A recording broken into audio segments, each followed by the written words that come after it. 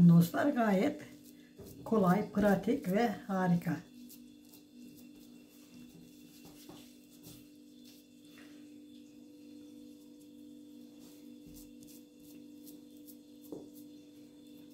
Güzel güzel. Böyle. Dostlar, bugün size öyle güzel bir hamur işi yapacağım ki böyle bol patatesli ve çok güzel. Bu onun için benim böyle bunun böyle olduğuna bakmayın. 20 milimlik su bardağıyla alıyor.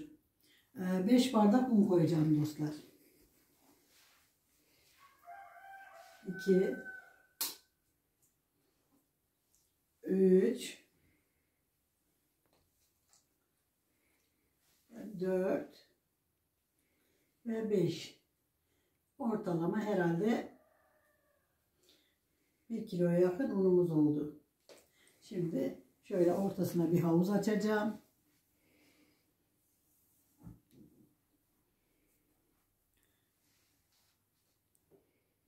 Çok kıvamlı da değil, çok cıvık da değil, orta bir şey yapacağım. Önce, yumurtalarım gidiyor dostlar. Şöyle bir bardak çay bardağıyla bir bardak yağ, dibinde 2 kaşık kalana kadarını koydum. Gerisini kullanacağım. Böyle bir bardak oda sıcaklığında süt. Sonra bir bardak, bu su var. Bundan 1,5 bardak alıyor dostlar. Ilık su. Sonra bir paket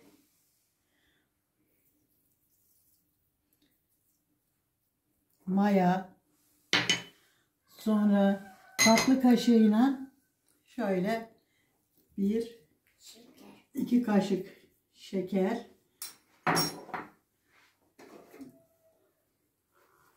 Sonra yine tatlı kaşığıyla 1 ve 2 kaşık tuz.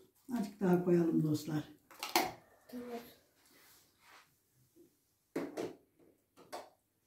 Birazcık böyle bir tutam çörek otu.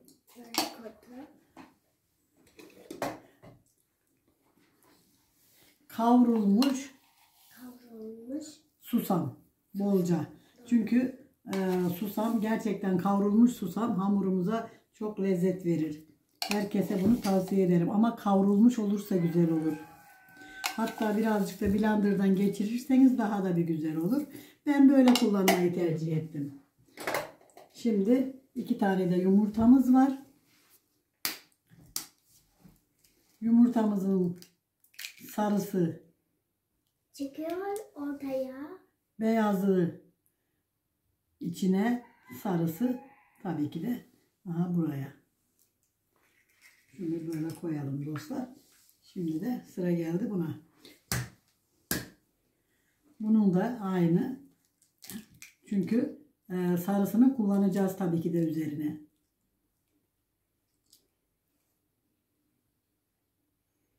Böylece tamam. Ellerimi yıkadığımda geliyorum. Şimdi havuzumuzu şöyle yavaş yavaş kenarlarından ala unu yapacağız. Hem karıştıracağız hem havuzumuzu güzelce delmeden dostlar havuzumuza dikkat edelim. Yoksa su kaçtığında leğen yok, bir şey yok. Kaçar dışarılara. Yoğrulunca görüşürüz. Evet, yoğurduğumuzda görüşürüz. Bakın dostlar, böyle yoğurma kabımızın içine hafif yağladım ve şöyle hamurumuzda gördüğünüz gayet kıvamlı, çok kıvamlı değil. Bakın ne kadar güzel oldu. Çok güzel oldu. Böyle orta kıvamda, ne çok sert ne çok cıvık. Şimdi de hamurumuzu kabımızın içine alıyorum ve güzelce streçliyorum. Hava almazsa hamurumuz daha çabuk mayalanır dostlar. Görüşürüz. Görüşürüz. Yaparken harika pide yapacağım. Peynirli pide, patatesli pide yapacağım. Onun için haşlamış olduğum patateslerimi güzelce eziyorum. Şöyle. Bakın dostlar, şimdi şöyle Bizim biberimiz çok acı. Siz istiyorsanız biraz fazla atabilirsiniz. Ama bundan fazlasını biz atarsak yemeyiz. Şimdi şöyle biraz da tabii tuz olmazsa olmazımız. Şimdi bakın kıymış olduğum dereotu ve maydanozumu da koyup güzelce bir harmanlayacağım dostlar.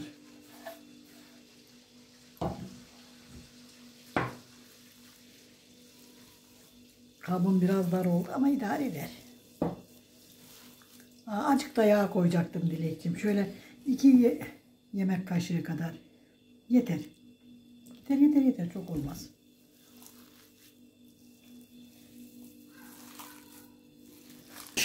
Bir damla yağ dökelim.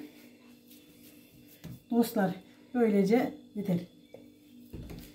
Şimdi güzelce şöyle alıyorum. Bu büyüklükte yapıp toplarımızı koyuyorum.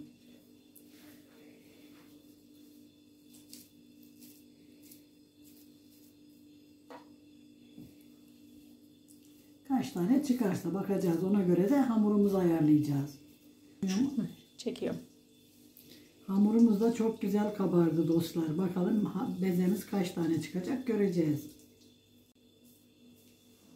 Çok mu büyük oldu bu da? Evet. Elimin ölçüsü kalmadı dostlar.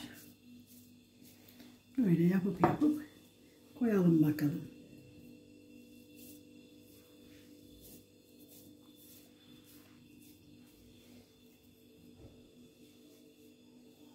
Tuzuna da bakmadık.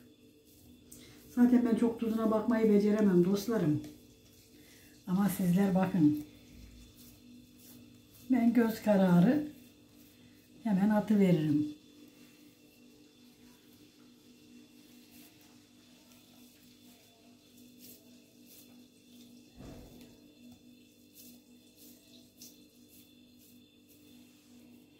Bunlar biraz küçük oldu. Hamurumuz öyle güzel kabarmış ki size göstermeden bir bastırdım ben onu. Çünkü ta böyle dışlarına gitmiş. Hamurumuz kabarmalara doyamamış. Şimdi şöyle tezgahımızın üstüne biraz un alıyorum. Ve şöyle bakın gayet güzel olmuş. Şimdi şöyle biraz da üstüne atalım un. Dostlar öyle çok hamurumu şöyle hemen 10 bezeye ayıracakmışsın. evet. Bakacağım bakalım. 1 2 3 ve 5. Ama çıkmasa illa da hepsini yapacağız diye bir kuralımız yok. Onun için Patates salatasını çok severim. Bilginize sunarım hanımefendi. evet. Onun için yani illa 10 tane olması gerekmiyor. 8 de olabilir.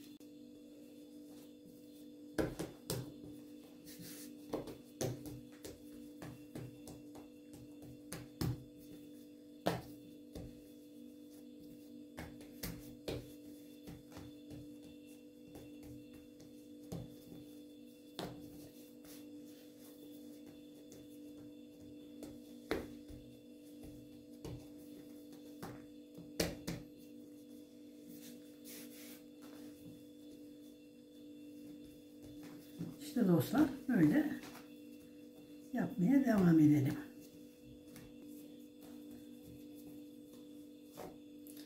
Yani 10 tane şeyimiz çıktı ama hamurumuz 8 tane çıktı. Yapacak bir şey yok.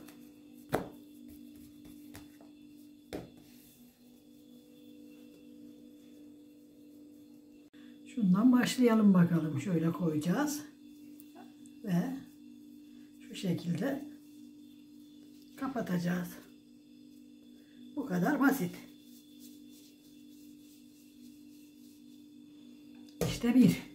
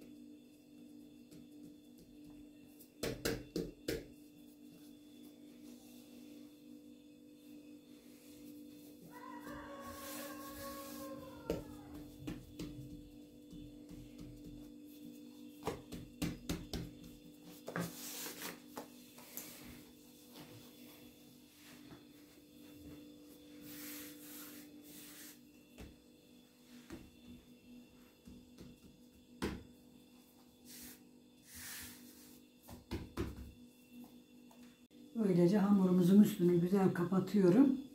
Ve birazcık böyle olmasını bekliyoruz. Şu hamurların üstünü aç da görsünler nasıl kabarıyor. Evet, hamurlarımız çok güzel kabarmış dostlar. Şimdi şöyle yavaş yavaş açalım.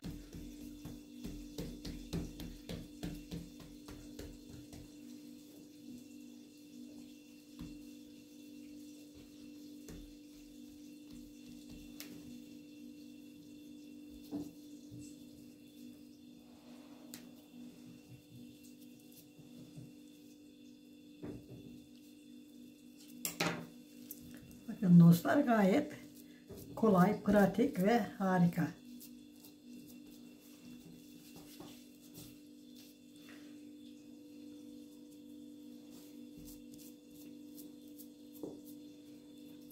Güzel güzel böyle şöyle yapıp koyalım.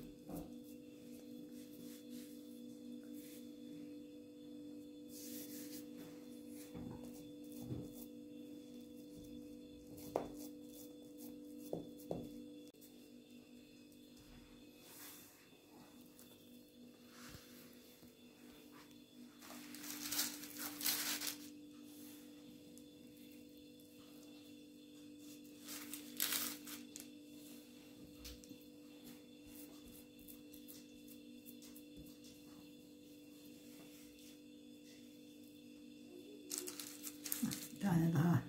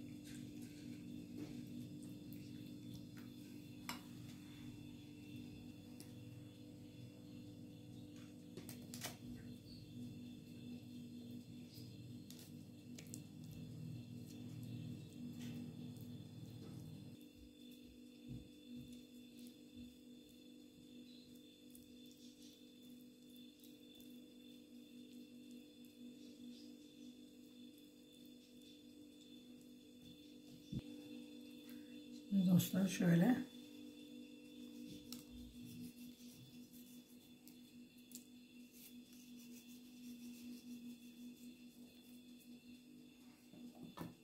susam, biraz çörek otu şöyle atarak doğru fırınımıza götüreceğiz ve 180 derecede pişireceğiz. Bakalım nasıl olacak? Bence çok güzel olacak. Fırından çıkınca görüşürüz. Hoşça kalın. Şöyle bakın, altı da üstü de çok güzel patatesli pidelerimiz oldu. Şöyle koyalım. Gerçekten güzel oldular. Mis gibi. Sabah kahvaltılarına, misafir geldiğinde hem lezzetli hem de gösterişli hem de çok harika pidelerimiz oldu. Şöyle de koyuverelim. Üf. Gerçekten güzel oldular.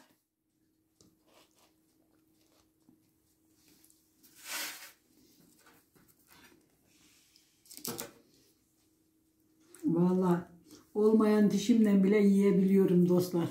Şimdi. Yapacak olanlara kolay gelsin. Yiyecek olanlara afiyet olsun. Bizi izlemeyi, abone olmayı ve güzel fikirlerinizi söylemeyi unutmayın lütfen. Hoşça kalın, dostça kalın, Allah'a emanet olun. Bakın çok güzel olmuş, çok. Ah bir de ben yersem inşallah dişlerim yapıldığında görüşürüz. Hoşça kalın, dostça kalın, Allah'a emanet olun. Bizi izlemeyi unutmayın lütfen.